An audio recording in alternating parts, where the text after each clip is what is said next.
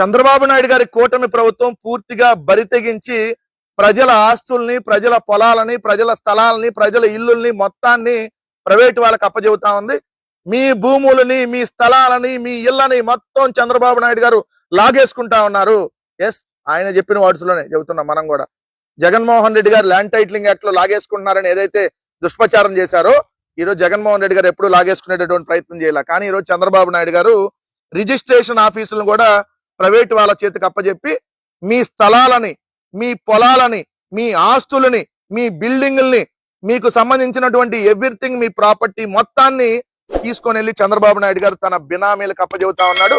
ఈ రేపటి నుంచి మీ ఇల్లు మీ దగ్గర ఉండదు, మీ ఆస్తి మీ దగ్గర ఉండదు. మీరు రిజిస్ట్రేషన్ ఆఫీసులకు వెళ్తే ఆ రిజిస్ట్రేషన్ ఆఫీస్ లో ప్రైవేట్ వాళ్ళు ఉంటారు. మొత్తం రిజిస్ట్రేషన్ డిపార్ట్మెంట్ అంతా ప్రైవేట్ వాళ్ళకి హ్యాండ్ ఓవర్ చేస్తా ఉన్నారు. ఎస్, మీరు వింటున్నది నిజమే. ప్రజల ఆస్తులపై ప్రైవేటు పంజా, రిజిస్ట్రేషన్ వ్యవస్థలను ప్రైవేటు వారికి అప్పగించేందుకు రంగం సిద్ధం చేసినటువంటి పరిస్థితి. దీనివల్ల మీకు ఇప్పుడు క్లియర్ గా చూస్తే ఏదైతే మొట్టమొదటి జిల్లా కేంద్రాలు, ఆ తర్వాత మొత్తం రాష్ట్రం మొత్తంగా ఉన్నటువంటి అన్ని రిజిస్ట్రేషన్ కేంద్రాలని ప్రైవేట్ వాళ్ళకి అప్పచెబుతున్నటువంటి పరిస్థితి. ప్రభుత్వ భూములను ఇప్పటికి ఇష్టానుసారంగా 99 పైసలకి టీడీపీ బినామీలకు ఇచ్చేసే ఉన్న పరిస్థితి.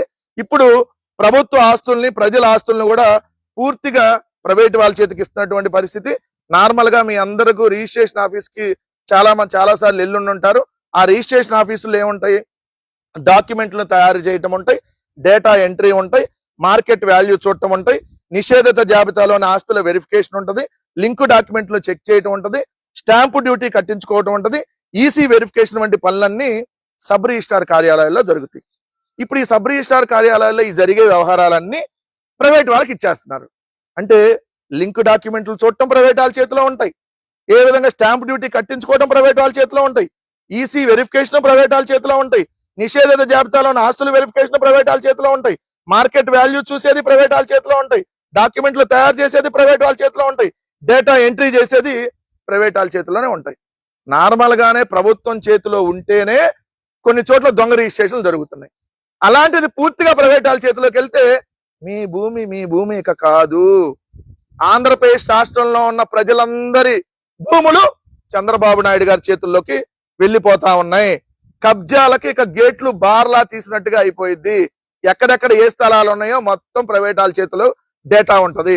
సో కబ్జా చేసుకున్నాడికి కబ్జా చేసుకున్నంత. గీతం విద్యా సంస్థలు 5,000 కోట్లు కబ్జా చేస్తారా? వాళ్ళకి ఆల్రెడీ మామూలుగానే ఇచ్చేస్తున్నారు. ఇంకా మిగిలిన ఎక్కడన్నా ఉంటే కబ్జా చేసేస్తే డైరెక్ట్ గా రిజిస్ట్రేషన్ చేయించేసుకోవచ్చు వాళ్ళే, ఇంకెవరితో పని ఉండదు కదా.